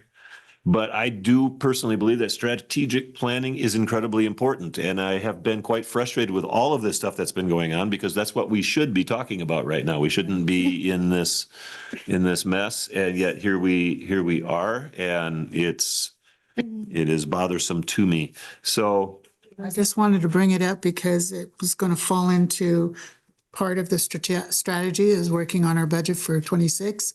correct. Part of it is, we're all the different things that we've been talking about tonight even. So I just wanted to know if we were going to move ahead with it or if we were going to reschedule it. So I just wanted to bring it to our attention. Pending is good. So the other thing I just wanted to also talk about, and it was in regards to that, is, some of us earlier have talked about the concerns we've gotten from residents in regards to the seeming split among the council. We're 7 people. We're supposed to be, when we come down to it, it's supposed to be a council of, we're a council as a whole, and all of our actions, regardless of our vote, end up being a council as a whole. So we support each other on that, regardless of how we may vote on something. And that's part of that code of conduct that the deputy mayor was speaking about. And I just want to reiterate on that we should all be on our best professional behavior and remember to stick to our P's and Q's. And part of that professional behavior is transparency, Counselor Hart. Okay, Councilor Hart has the floor, please. And I agree with Councilor that. Hart.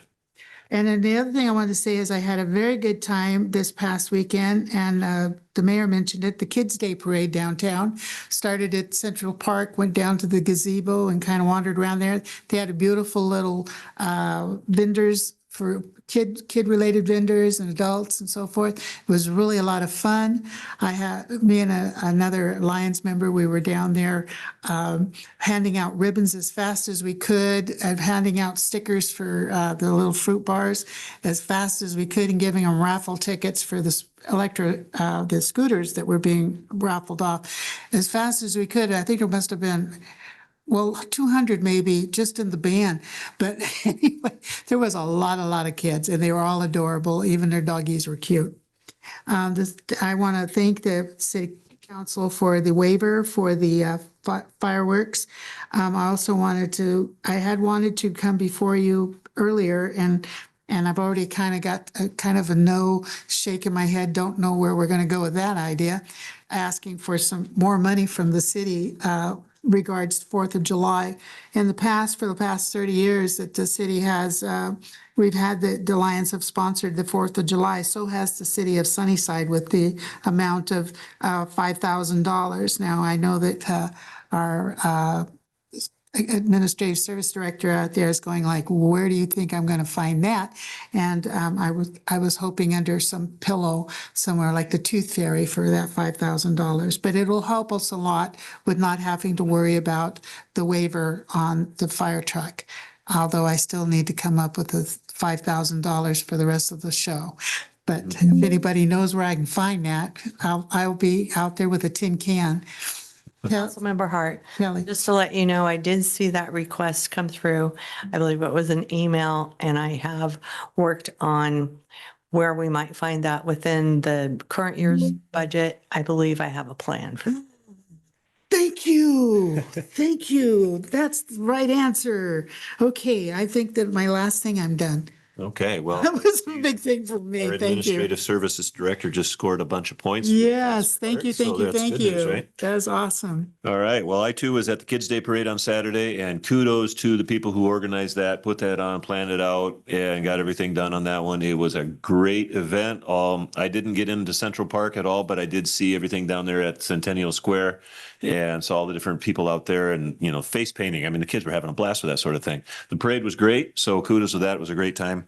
Couple of things. I have discovered that people pay attention to this meeting and are calling me and making comments afterwards, and my phone battery goes dead really, really fast the day after these meetings. So I want to clarify a couple of things. I got a lot of questions on certain issues, and so I just want to clarify a couple of things. First of all, at our last meeting last Monday, we had a former city clerk in attendance, and there were questions about her presence. And I tried to clarify her bona fides a little bit, and I think maybe I gave an impression unintentionally that we had contracted her to be here, and there is no contract. We had not contracted her to be here. In fact, to my knowledge, nobody knew she was going to be at that meeting until Monday afternoon itself. I received a text from her saying that she was going to be there and asked about public comment. Any member of the public is entitled to make public comment, and she had signed up to do so, so she made her public comment. Her presence in the executive session, please remember that the executive session is council's executive session, and council is able to have anyone in attendance that they agree with. There was one council member who did make an objection to her presence there, but council as a whole agreed at that point that it was okay, and I want to assure the public that she was very careful to be neutral. She constantly reminded us that she was not a lawyer. She always submitted to the attorney's opinion as well. But she limited her comments on substance and methods and what needed to be done as far as officially, if council chose to go one way, if council chose to go the other way, these were the steps to do that. What's the word I'm looking for here? Her bona fides on this one, I guess, for lack of a better word, my mind went blank. She has served as a city clerk for the city of Sunnyside. She's very highly regarded in the world of city clerks. She has done training. She's consulted for the WCIA. And so she has a great deal of knowledge on a lot of these issues. And so that's why it was felt that she could be there. But there is no contract. She was not contracted. Second, there is a Facebook posts out there, or maybe several of them, talking about a recall for a particular council member. And so in Friday's meeting with the attorneys, I had the opportunity, and so I threw the question out there real quick. I thought it would be maybe something simple if the council wanted to recall a council member, but no, that's not the case. And so there are laws, there's RCWs surrounding that.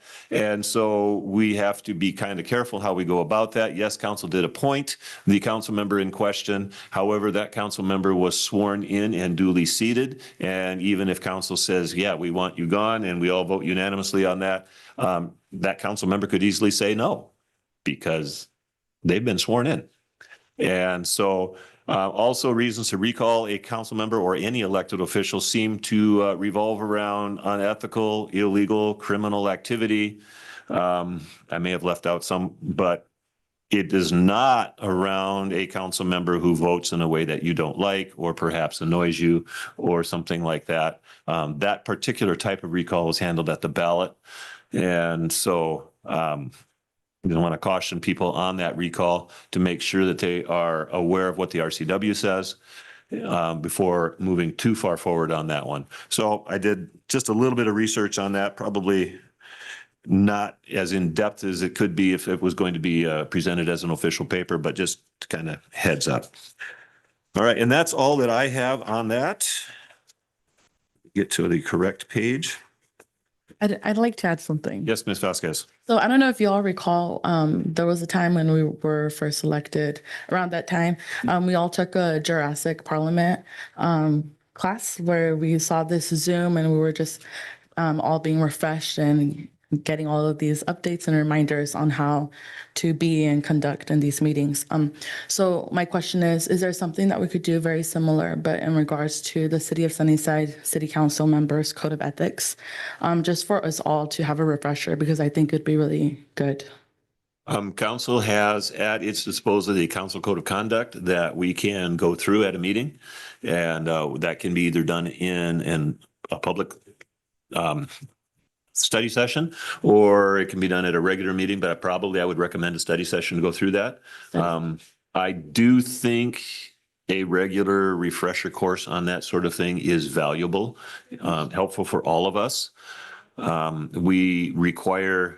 state requires us to go through updated trainings every so often. I think it's healthy for us to do so as council as well.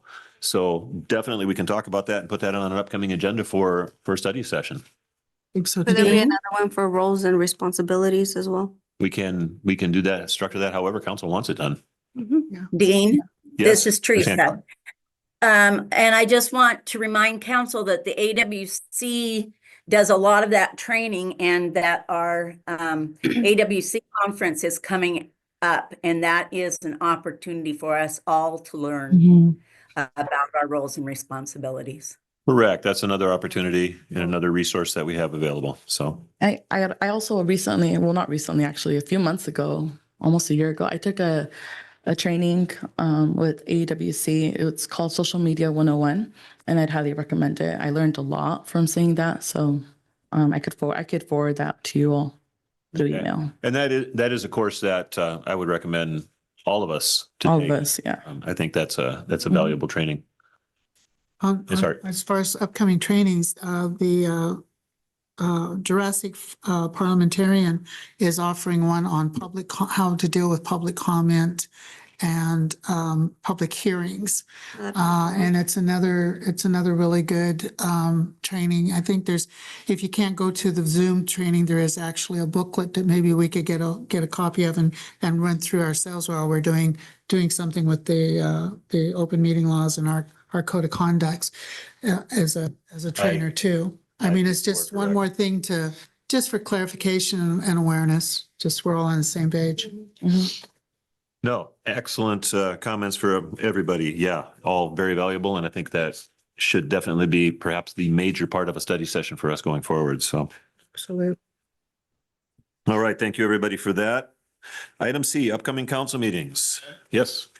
You give Teresa a chance to report?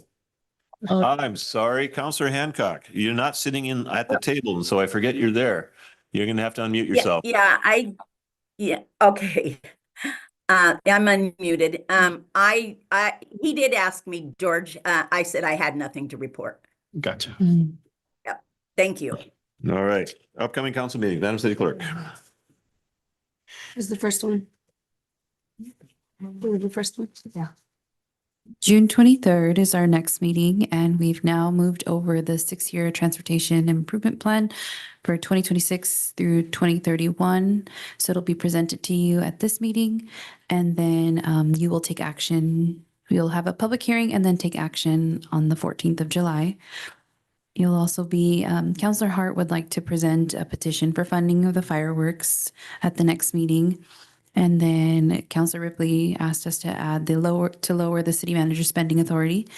And then the delay of the fees of the fireworks fees. And then I'm going to add the public records request policy here. And then we'll see what we do about June 28th for the special meeting, which was the strategic planning retreat. And then July 7th is a study session. We don't have anything there yet. Could I add, going over all of the code or council code of ethics and conduct? Our study session for July. Correct.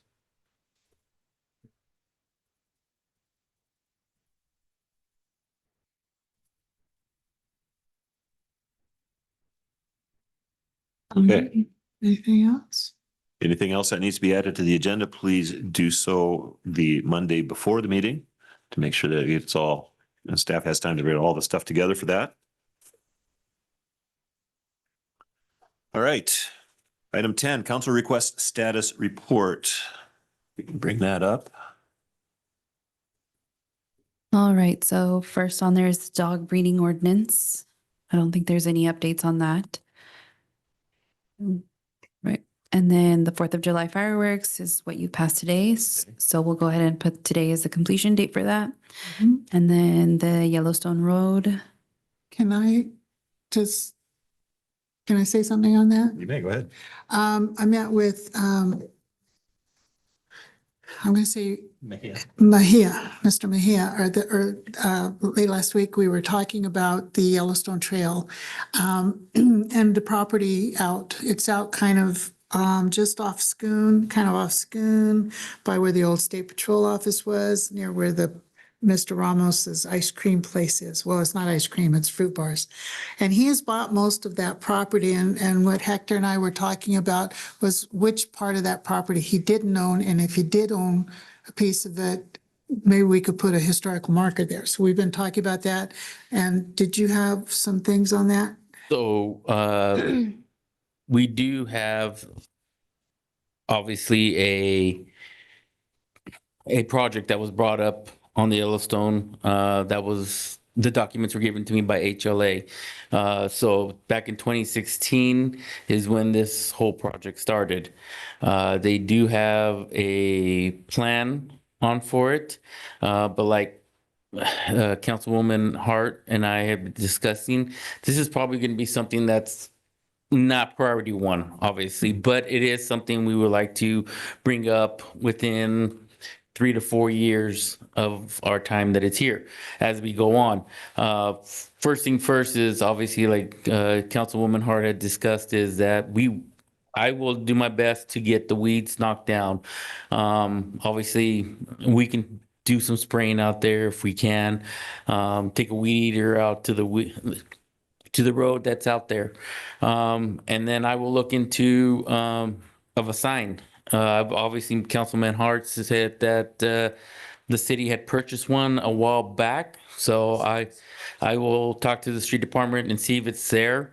I know there is one over off of Grandview pavement that I've been meaning to get out there and take a look at and take a picture of it so we can see what it looks like and what to the future we can obviously put up there. I know she had discussed that there is a marker out there, and that's where she would like to at least put the sign saying future coming, Yellowstone Star Trail here. So if the council would be able to put me in the right direction on what priority you would like. Obviously, we know it's not going to be number 1 or 1 through 4, but somewhere inside there, how much time would they like me to put onto it? Well, this has been sitting for several years, Yeah, so. it has been. And one of the things when Hector and I spoke was we talked about maybe doing it in phases so that maybe this year or maybe in 26, we could set aside a little bit of money to put up that just a marker to say that that's where the Yellowstone Trail ends in Sunnyside. And just to say coming soon, a little more, another roadside attraction. So we didn't think about, we weren't going to be able to do it all in 1 year, but maybe over a course of about a 3 phase. And HLA and myself are reaching out to Model T, the Yellowstone Association, Historical Association, anybody else that I forget? We talked about LTAC. LTAC, yes, the possibility of LTAC, making it an attraction for the L train. Yeah, I guess for myself, at the very least, I'd like to see it cleaned up, get the weeds knocked down and make it look a little bit phase better. I absolutely don't like to see overgrown weeds. And so. Yes. And that's kind of phase 1. That's kind of where we were with Mayor? phase 1. So. Yep, Councilor Mr. Hancock. Mayor? Yes, and I think something else council could think about is that property, we don't have to go buy property. We could consider moving the marker, and it would still be an attraction to someone, that piece of road that is marked. That could always be put down somewhere else in the city. It does not have to be, Julia, let me finish, please. It really doesn't have to be right there. And I think that's an option. So the money to buy property is, a little bit short right now. But that's been an issue for those businesses around there for quite some time. People are driving across there. It's kind of a mess right now. So I think we can look at several options. And like I say, it is in my district, and my constituents are affected by it. So I'd like to have us look at several options. And just to clarify, there is no property we would like to buy because there is a right of way there. But whatever you guys would like me to go with, I'd be more than happy to run with it. So like I said, it's something that's not high on my radar, but with Councilman's Hart, I have it in the back of my mind, and I will work towards it eventually. So Jean, Mr. Councilor Mayor, Hancock. one more thing that I want to make you guys aware of is at the point that they closed that down, I think it was under a prior city manager, they declared it surplus. And so I don't know where we stand on. We might Okay, have. you might want to check into that and find out if it's been declared surplus Yes. or what the status of that piece of property is. okay, I can do that. I will start there and then get together with Councilman Hart and Councilman Hancock if there's anything else that I can do for them. Perfect. Thank you. We'll look forward to hearing from you. Thank you. What's the next item on there? I want to move it. I want people to go there so they can get ice cream and get stop at Bob's. Right. Wait, Yellowstone. where'd it go? One moment, sorry. That's just me. Here it is.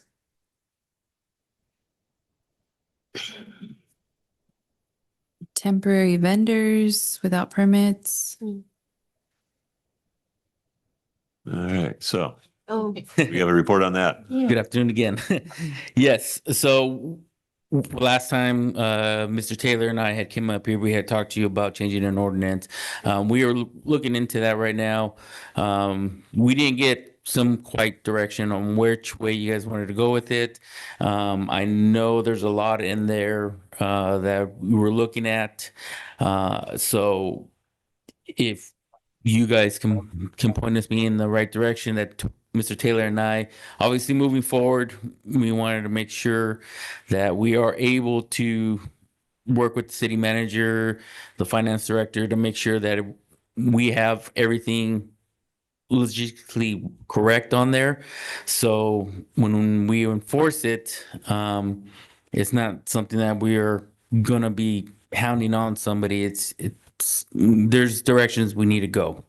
So Have you looked at other cities? we have looked at other cities. So back in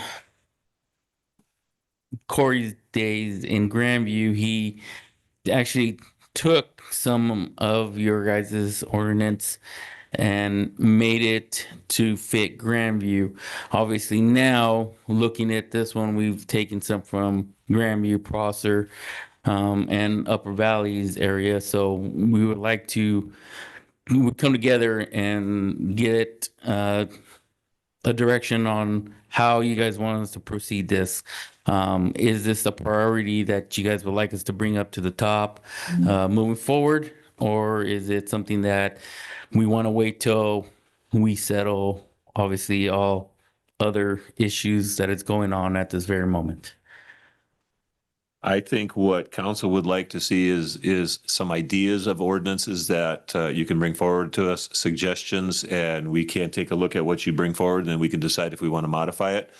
Council doesn't have the expertise to start from ground zero.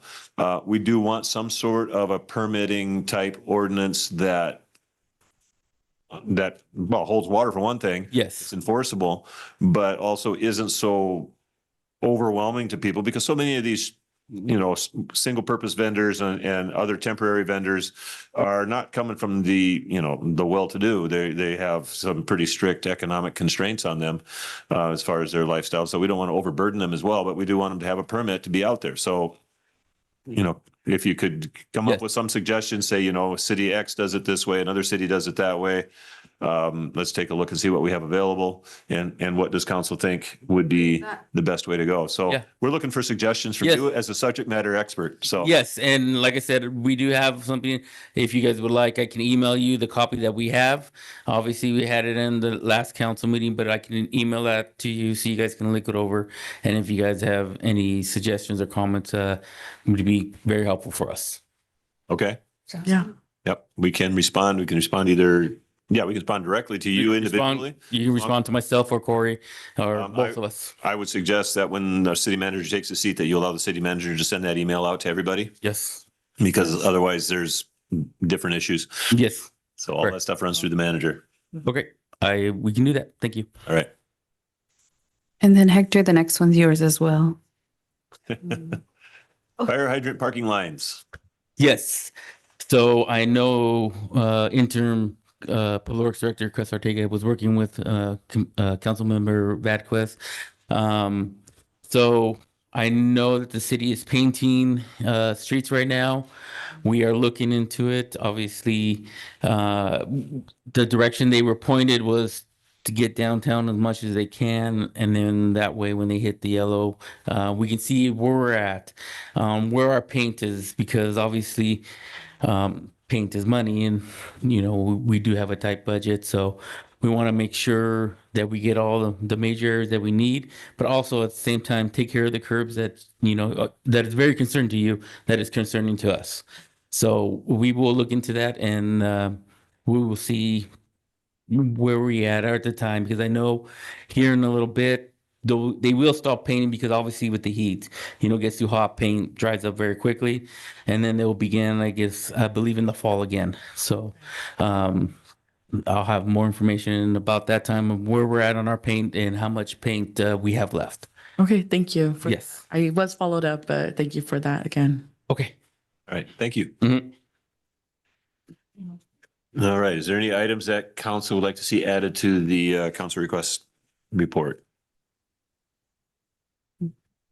All right, well, this can be added at any time. Simply make that request known to, at this point, Jackie. We were talking about putting the youth advisory board up for final vote. I think I was talking to you about that, Yes, that, but I will email you, Jackie, with that. I think I still have to make some amendments to it from the last time's discussion. And it was a change from resolution to ordinance, since it changes our code. Yeah, You could, so I'll work with you. Mhm. I'll call you. of course, yes. Okay. And I remember last we spoke about that, Councilmember Frosto, we were in the conversations of like who would be in charge or who would be helping. Staff liaison, council Correct. liaison, and then I believe it was changing the language so any student living within Sunnyside, Mhm. regardless if you're within city limits, could apply. Because I think the last time we had it very restricted within city With the limits. So we districts. want to expand out to the students who live the outside of district, city yes. limits. And I believe there was discussion about changing the date, but I think I'm pretty firm on keeping it to the age I think that we had Okay. proposed, which was 13. Yes, I believe so. I think Yes. 13. Sounds Yeah, right. so, well, yeah, I have those notes and maybe I can, So could we like be followed up with that before we take it to a vote? we can bring it to the next session. Like a study session? we can bring that up on the next, we could put that on the next study session agenda and make sure that we've Yes. got all the, And we can talk and about then it. first regular meeting in July, we can talk Make about it. all of those Vote it. amendments to it. Perfect. And I'll talk to Jackie and before we get it to the study session. All right, let's add it to the study session tentatively, and we'll move forward with that one, because I do want to see that one move forward. I think it's a brilliant idea. Yes. Good one, I think. All right. City manager reports. Well, we're going to make that. We're just going to start with our fire chief and let you go first. Down the line, okay. So been a busy couple of weeks for us. We did run 187 emergency incidents, and during that time, I have to give a big shout out, if you will, to my staff. On top of our regular day-to-day duties, we had an abundance of community events that we were able to participate in. So one of which was the Kids Day Parade. Unfortunately, I was not able to be in attendance. My daughter had a dance recital that could not miss, but something like that was another great event. We had the old engine out there and was able to interact with the public and got great feedback from that. We also visited multiple schools and did our annual spray downs. I know the kids enjoy that. I remember it from my days a few years ago, we'll just say, when I was in school, but that was a good memory. So glad we're able to continue doing that. And then we did conduct multiple in-station tours. We had actually well over 200 kids come in with different classrooms and get tours of the station and get a little go time showing off the rigs and having fun there. So busy couple of weeks, but it was fun stuff. So that's all I have, unless you have any questions from the fire station. Question for the chief. Just one on the, I think I remember seeing it somewhere in one of our emails about, maybe that was from the city clerk, on the opening of the pool. The opening of the city pool. Correct. And that's coming up June, July. 14th. June 14th. June 14th. Thursday, right? No. Saturday. Saturday. Yeah. I know it's 11 a.m. And now that you brought that up, I even saw that Bob's drive-in. Yes, so the pool will be open June 14th, 11, there'll be 2 sessions. So I believe it's 11 to 1 and then 3 to 5, I believe. So that way we have enough lifeguards out there that'll be able to participate and take care of the kids and the good stuff and have fun. Awesome. And it's going to be hot, so it's good to see that happening. Yay. All right. And I saw Jacqueline post on social media, right, under the city of Sunnyside. Yeah. Bob's donated, what was it, 100 free entrances for all the first 100 children who come in. Wow. Really? So thank you and shout out to her. Well done for them. As long as you're doing a shout out, 'cause I know it's supposed to be department heads here, but it kind of goes back to wherever the chief is. The Sunnyside Lions, in cooperation with several local businesses and the Sunnyside Police Foundation, are offering a free swim on July 4th and 2 sessions in the afternoon. So that kids can get a free swim on July 4th. As part of 4th of July celebration. But the foundation, several local insurance companies and Varietal Brewing Company are helping to donate money to have a free swim day. Okay. 2 sessions. So I just want, as long as we're getting ready to use the pool, let's use it. Yep. And thank you to the Sunnyside Police Foundation. Absolutely. Thank you, Sure, guys. Is the pool going to be open for the last day of school? Mm, We know that. Well, the last day of school, isn't it? Well, the last day of school is Thursday. I believe there are schools that will be attending the pool, so we will not be able to open it to the public, but Yeah, that's what I meant. Are the kids? yes, the kids will be will be there. Yes, so Thanks. That's a tradition you don't mess with. Nope. And Yep. fortunately, it's going to be like 1,000,000 degrees that day, so Yay. kids will enjoy being out there. All right, Kelly. Sorry. There's nothing to report to the community or council from the Administrative Services Director at this time. All right, thank you. Quinn, did you want to report anything or? I have nothing to report, just that it's probably my last council meeting. Thank you for letting me work with you guys. Oh, I man. suspect I'll be back kind of helping a little bit with Julie transitioning over the next month, but just good luck and all the best to City of Sunnyside. Well, thank you so much for your service. You have been so helpful over the last couple of months. Probably did not anticipate anything like this. And I apologize for that. We don't really intend for that to happen, but thank you for your patience with us on that one. Chief Laban.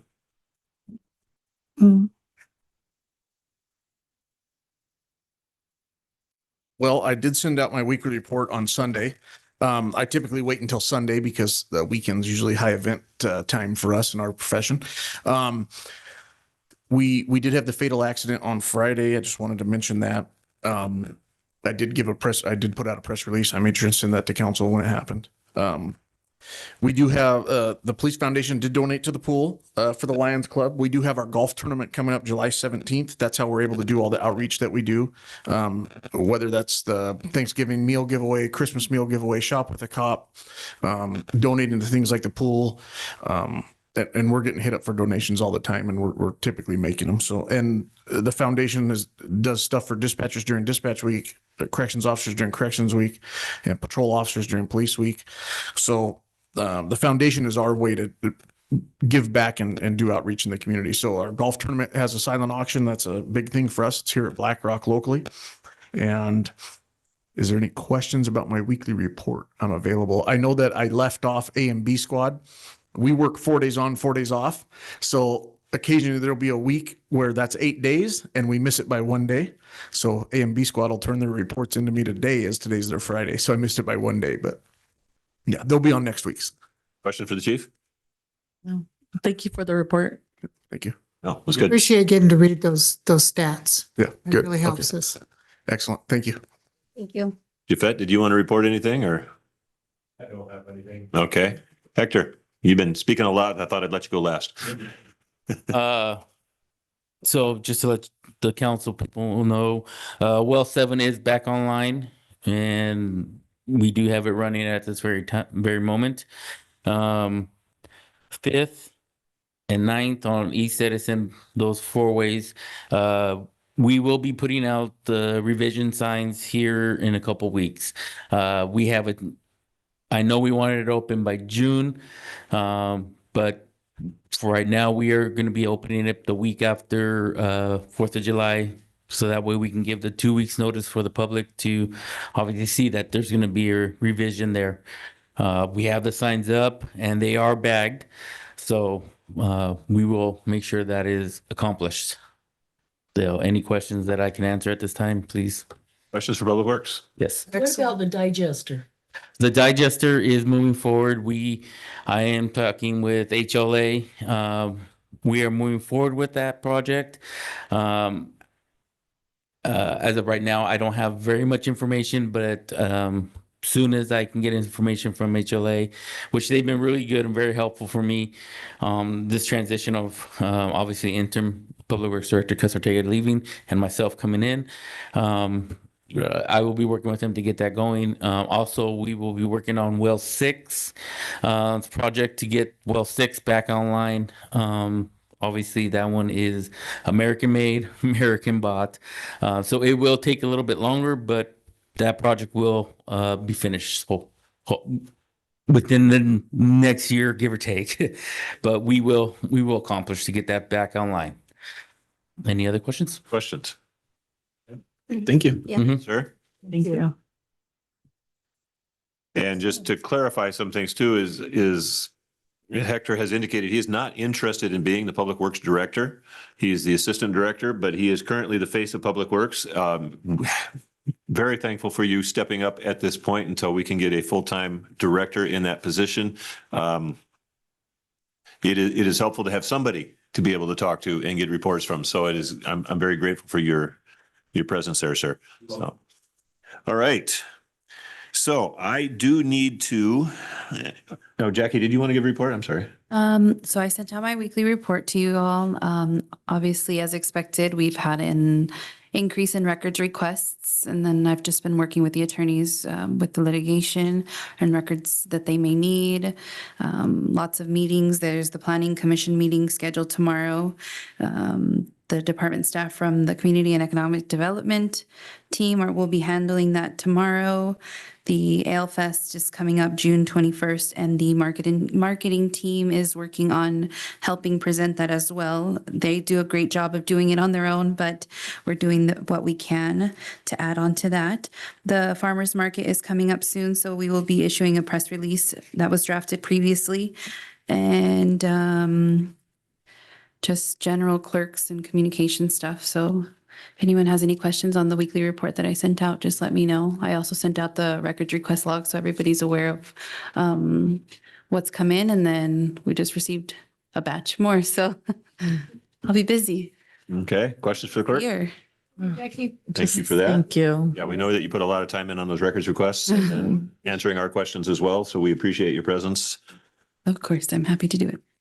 All right, so I do need to ask council for an excused absence at our June 23rd meeting. I thought I was going to be able to be back in time and flights didn't work out.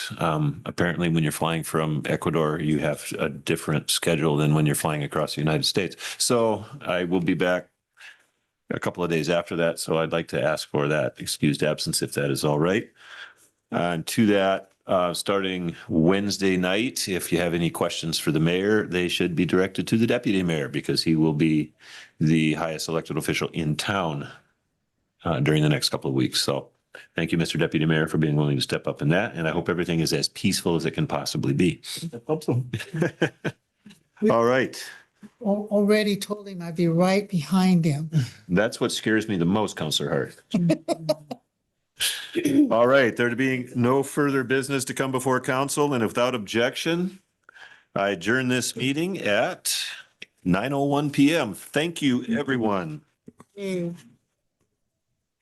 Okay. Whew. Okay. Okay, you want to Mary, I think we answered her question. I'm glad that we could. I'm glad that we could answer the question. Oops, excuse me. Hi, it looks like you might have a question for me. Yes, I do. If this is the last time in person, maybe, then it was nice. I'm glad I'm not the only one whose mind goes blank, you know? Well, I think when it goes past 8:30, then it's. Okay. Yeah. But I should probably. It's been up Facebook and pulled up as a Saturday. No, just whatever. So Excited about that. I'm very happy about filters it. and kids and Last day of school, the kids. last day of school. Well, so that'll be a special rental from the school district. There was money that came in from the state, right? Did the state give money? I know the Yes, Rotary. yeah, there was, there, we got, And that was money for repairs to the school. and there was monies from the Daybreak, no, Daybreak Rotary. Daybreak Rotary, I think, yeah. Daybreak Rotary gave us $50,000 towards that. I got it. Sorry, I forgot Yeah, it's to. on the pool. So- Oh, hold on. Yeah. Hold on. Also,